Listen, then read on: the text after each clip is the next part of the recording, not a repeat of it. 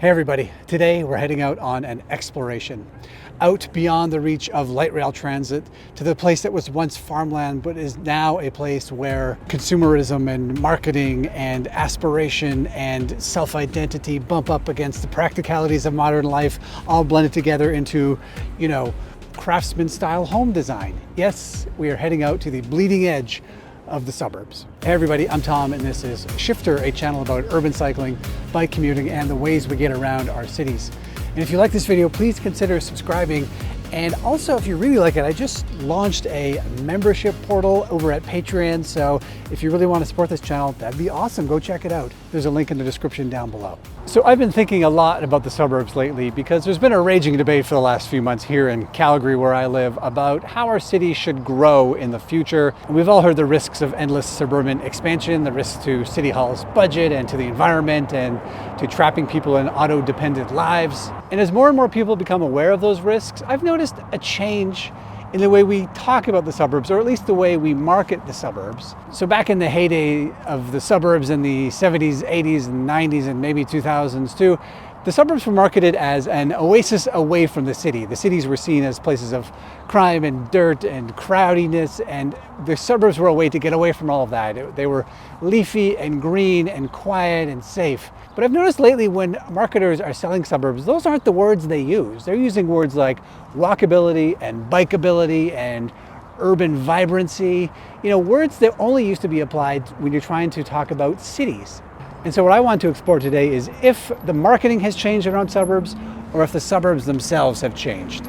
Now, to get this exploration started, I'm heading to the light rail station. We're going to take the train out to one of the older suburbs in the city, and then we'll keep going to some of the newer ones so we can see how things have changed.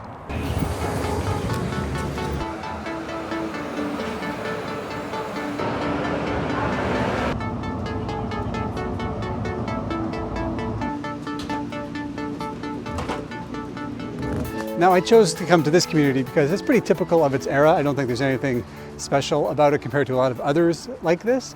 And it was on the train line, so it was easy to get to.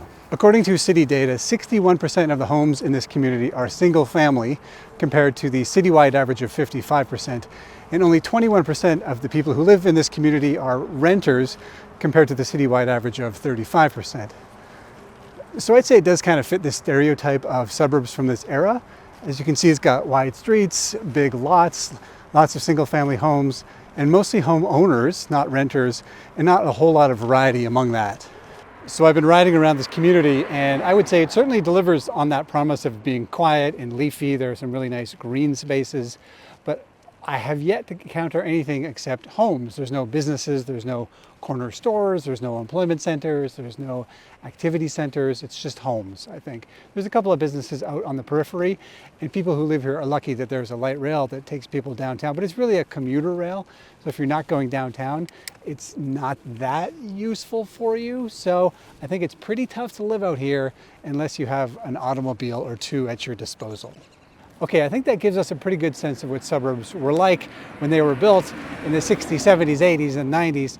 Let's move on to an ultra-modern suburb now.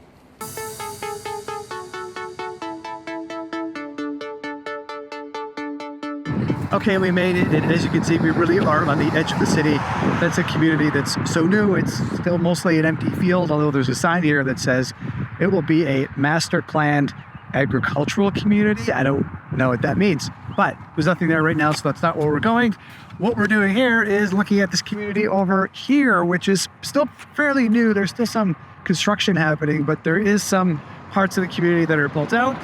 And what they say is that's marketed as a urban village, and they use the word walkable in a lot of their marketing material. So let's go check out what it actually looks like. And on first glance, yes, this actually looks much different than communities of 30 or 40 years ago in the type of housing that's being built here. I mean, look at all these condos. The density here is so much different than a traditional single family neighborhood that was built 30 or 40 years ago. And it touts walkability and bikeability. And look at this, we have this shared multi-use pathway. I mean, it's great to have bike routes separated from automobile routes, so that's fantastic. I mean, I could complain that cramming bikes and pedestrians together when there are like 4 lanes plus a median for automobiles tells you what the real priority here is. And they tout this as a community with amenities and employment centers nearby. And that big building is a hospital, so there are definitely hundreds of jobs in this community. And so for the people who work there, this gives them a pretty great option to live nearby and walk to work. There's also a giant rec center here that's used regionally.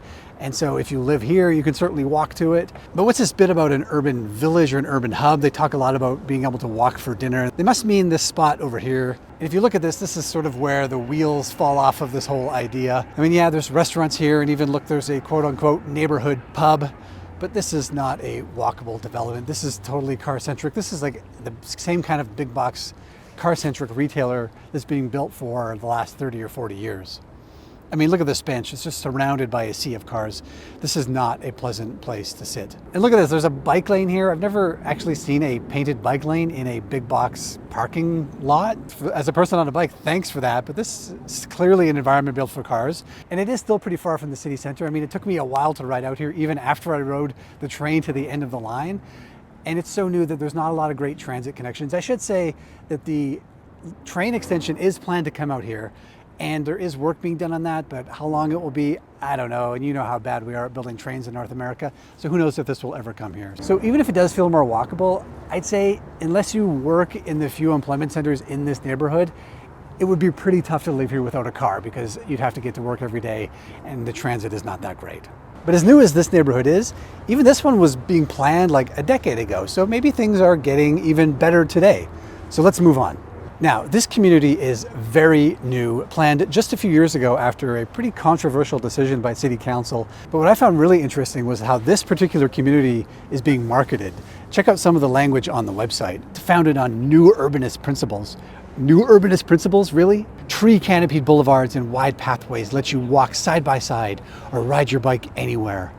Walk to the village center, a thoughtfully curated hub of local shops and cafes. Walk to dinner, bike for groceries, or grab coffee with a friend. I mean, that sounds pretty good, right? Who wouldn't want to live there? Let's go check it out.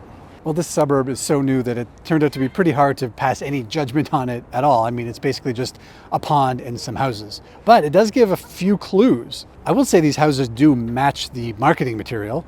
There are very few front drive garages here. There are a lot of porches based on the idea that porches get people out front of their houses more often and therefore more likely to engage with their neighbors than front drive garages where people just disappear into it. And that's certainly a principle of new urbanism, although I will relate this quick little anecdote that I interviewed one of the founders of the new urbanism movement, maybe 10 years ago. His name is Anders Duani, and he was a really interesting guy. But even by 10 years ago, he had moved away from this idea because what he said, he found that North Americans don't like to be seen sitting on their front porches. He was speculating that maybe North Americans think that just sitting around enjoying your front porch made people think that you were lazy or unambitious or something. So he still liked the idea, but had moved on to like other ways of getting people outside. But I digress. There are some other nice touches here that give this community a little something more than just tract housing. There are little pathways that lead to community gardens, which is a nice little touch. I think community gardens really do bring people together. I even saw a family out using a community barbecue right next to the playground here, which is pretty great. But as for the idea of like walking for coffee or to the restaurant, I mean, it's too early. None of that's been built yet, so it's hard to say. I will say though that this community, much more than the other one, is even more disconnected from the rest of the city. This one is nowhere near a train line, and so there's no plans to bring a train out here. And even bus lines are going to be pretty tough because this one's surrounded by like highways on 2 sides. So I think it would be really tough to be self-sufficient in this community, and it will end up being pretty auto-dependent for anyone who doesn't have one of the few jobs in this community. All right, so there's 2 new suburbs that are marketed using words that we used to reserve only for urban communities. And what do we think? Well, I would say in some ways, yes, they're definitely more dense than communities built 30 or 40 or 50 years ago, which should make it easier to get around by foot and by bike and make it more likely to live without an automobile if that's what you want to do. So it's nice to see these new communities being built with more in them to make them more of a full community. But I'd still say both of these communities feel pretty auto-dependent and they're still pretty disconnected from the rest of the city. I mean, that's not the end-all be-all. I think lots of urbanists, myself included, have maybe overemphasized the importance of commuting in the past when other trips are just as important, especially if you have a family, those trips to the soccer field or the swimming pool or the community hall or the community garden. Those are just as important. I think we've probably overemphasized commuting trips in the past. past, especially now post-COVID where so many people work at home. So these are great things, but there are still some disconnections to the bigger, broader community regionally. And I'd say these are pretty timid changes compared to some of the big changes we're seeing being built elsewhere, where there are total car-free communities being built or transit-oriented development, like really good quality transit-oriented communities being built elsewhere. And I'd also say at the same time, there are communities being built here right now that are not even going this far. I mean, check out the marketing of this one where it's got this giant pickup truck touting a 25-minute car commute. This is being built today, right now. There is a more fundamental concern with master plan communities like these suburbs, all of them really, and that's that once they're built to that plan, it's really difficult to change them. They're kind of locked in. And that means they don't follow the traditional growth patterns that cities evolved to for thousands of years, which is responding to the changes in the city, in the community. In lots of ways, they're actually financial products just as much as they are homes for humans. So in those new communities, the population will probably peak in the next 5 to 10 years as young families move in. But then as the community ages and the kids move out, the populations tend to decline. And then it's really difficult to keep the businesses viable and even to like revive the community. It just sort of gets into this downward pattern of population loss, which is hard to recover from if you can't make any changes in the community. I mean, think back to that community I first visited, the one that was built in the 60s and 70s. The population there is actually 11% smaller today than it was in 2000. And this is at a time when the city is growing like crazy and is under all kinds of pressure to accommodate new people moving in, and housing costs are going up because there's not enough housing. So you can't really say that that community is responding to the needs of the city, can you? And I'm not even going to get into the financial liability that low density developments like this put on a city. I think this is best articulated by Strong Towns, and I find that argument really persuasive. So I'll put some links in the description. Go read for yourself about what they have to say about this. Still, it needs to be said that here in Calgary, we just came through a really contentious fight over zoning, over restrictive zoning, and the city actually voted in favor of lightening up those zoning restrictions in communities like this. So they may be better able to adapt. We may be able to have more types of housing in these communities. I should say that fight is not over yet. It's really contentious. It was the longest public hearing in the history of the city. So yeah, it's interesting how every little change like this requires such a big fight. So we'll see what goes on from here, but I suspect there's similar conversations happening in your city as well. Anyway, let me know what you think in the comments down below. Thanks for watching, and I'll see you next time.